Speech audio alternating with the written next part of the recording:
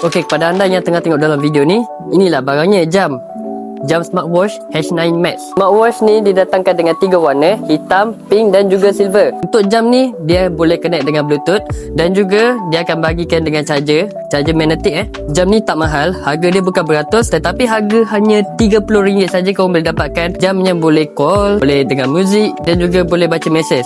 Okey, tapi kekurangan dia tak boleh tengok video, tak boleh gambar. Yang saya tengah pakai sekarang ni adalah gambar saya. Kalau korang nak tukar gambar lain, korang boleh pusing je dekat bahagian kanan. Kalau swipe dekat belah sini, dia ada untuk ni lah, kira pergerakan, semua tu, kalori. Ini untuk heartbeat, oxygen, blood. Dan yang lain-lain ni korang boleh tambah widget dekat dalam ni. Okay, dekat sebelah ni dia bagi ringkas. Korang just tekan bahagian setting, torchlight dan juga panggilan dekat sini. Okay, dia punya interface pun sangat laju. Korang boleh pergi dekat bahagian Bluetooth, macam ni. Okay, nanti dekat kenalan tu korang boleh nampak lah.